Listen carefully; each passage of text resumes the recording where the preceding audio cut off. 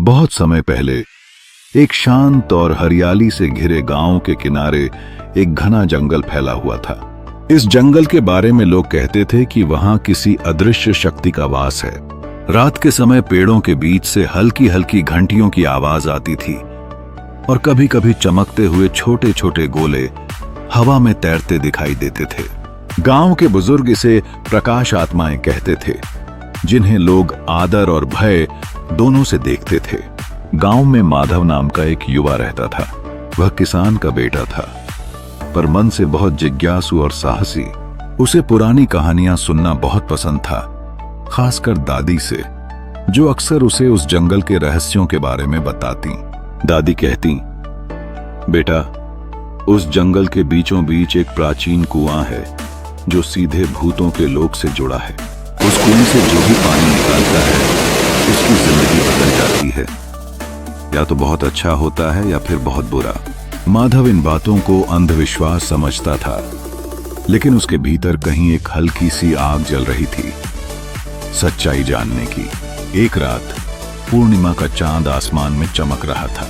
गांव के लोग जल्दी जल्दी अपने घरों में बंद हो गए, क्योंकि कहते थे कि इस रात भूत लोक के दरवाजे थोड़ी देर के लिए खुल जाते हैं।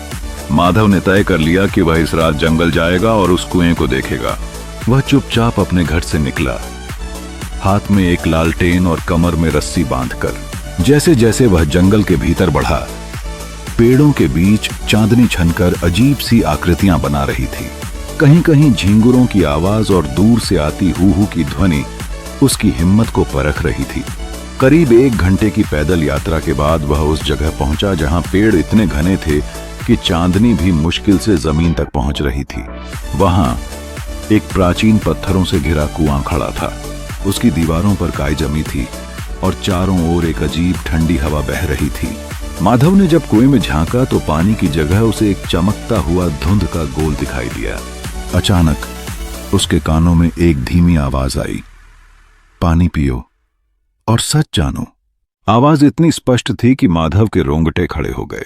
उसने लालटेन नीचे रखी और रस्सी के सहारे कुएं में उतरने की कोशिश की। जैसे ही वह आधा नीचे पहुंचा, उसे महसूस हुआ कि वह किसी दूसरी ही जगह आ गया है। एक अंधेरा, धुंध से भरा लोक, जहां हवा भारी थी और चारों ओर सन्नाटा पसरा था।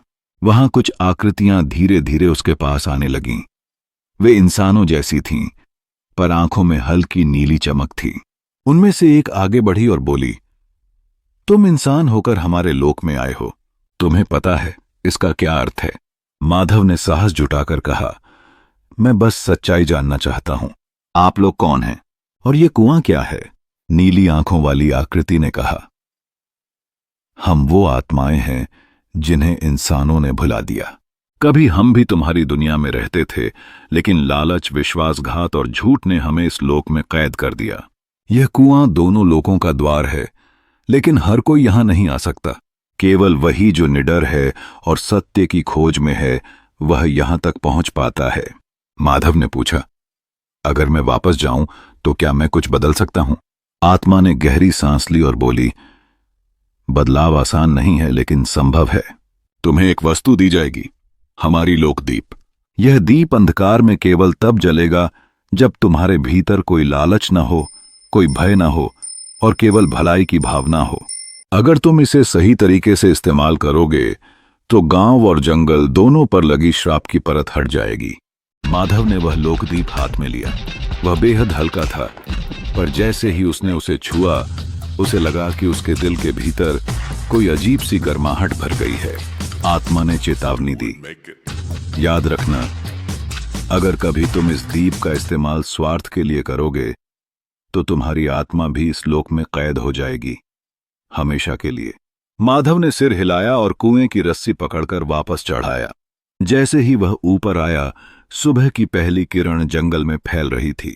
लोकदीप उसकी हथेली में हल्की हल्की रोशनी बिखेर रहा था। अगले कुछ दिनों में उसने महसूस किया कि गांव में अचानक अजीब चीजें होना बंद हो गईं। रात में घंटियों की आवाज कम हो गई, खेतों में फसल बेहतर होने लगी और लोग अधिक खुश रहने लगे।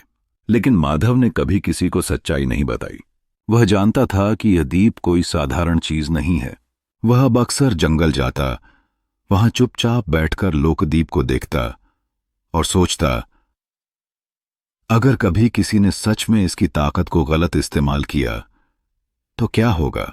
उसका दिल जानता था तब फिर से वह कुआं जाग उठेगा और दोनों लोगों के बीच की दीवार टूट जाएगी।